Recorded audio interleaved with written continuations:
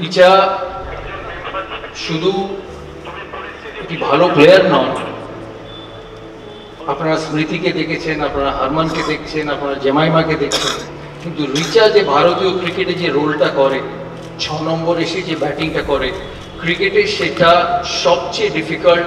আর কারণ ওই এমন একটা সময় যেখানে তুমি পাবে বল কম আর তোমাকে রান করতে হবে সবচেয়ে বেশি। Richa's strike rate is the difference from India finishing at 265 and finishing at 325. সেই জন্য রিচাকে এত কঠিন কাজটা এত সহজভাবে ভারতীয় টিমের জন্য এতদিন করে এসছে, তার ভ্যালিউ ইন্ডিয়ান টিমে স্মৃতি হারমান কারোর থেকে কম নয়। তাই রিচাকে একটা খেলোয়াড়ের তরফ থেকে, সিচুয়েশনের পারফরমেন্সের তরফ থেকে অনেক অনেক অনেক ধন্যবাদ।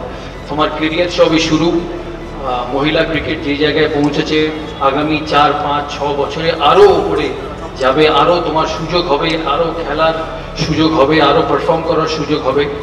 তুমি যাতে তোমার এই সমস্ত সুযোগ কাজে লাগাতে পারো, আর আরও নাম, আর একদিন ঝুলানের মতো, আর একদিন আমি চাইবো যে আমরা এখানে দাঁড়িয়ে বলতে পারি রিচা ইন্ডিয়া ক্যাপ্টেন। তার সময় আছে, তার সময় আছে, তার সময় আরও, তুমি 22 বছর বয়স তোমার। তাই আমাদের সবার তরফ থেকে তোমাকে অনেক আশীর্বাদ, অনেক ভালোবাসা, হার্টিয়েস্ট কংগ্রাচুলেশনস। আজকে যারা এসছেন রিচাকে ফেলিসিটেট করার জন্য, তাদেরকে আমার তরফ থেকে অনেক অনেক ধন্যবাদ। আর মাননীয় মুখ্যমন্ত্রী আর মাননীয় স্পোর্টস মিনিস্টারকে, সিএবি সমস্ত মেম্বারের তরফ থেকে, আজকে সবাই আছেন এখানে, সমস্ত মেম্বারের তরফ থেকে অনেক অনেক ধন্যবাদ। শুধু রিচার এই ফাংশনে আসার জন্য নয়, সিএবিকে একটা নতুন একাডেমি তৈরি করার জন্য, একটা ডুমুরজলা স্টেডিয়ামে জায়গা করে দেওয়ার জন্য। কারণ খেলাধুলোয় ইনফ্রাস্ট্রাকচার খুব জরুরি।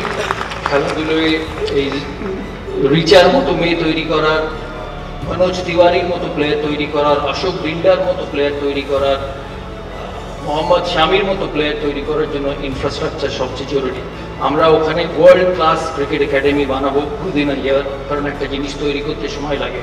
তাই আপনাকে আমাদের সবার তরফ থেকে সবসময় এত সাহায্যের জন্য অনেক অনেক ধন্যবাদ। রিচা ভালো থাকবে, তোমার আগাম কেরিয়ারের জন্য অনেক অনেক শুভেচ্ছা আর সিনসিয়ার গুড উইশেস।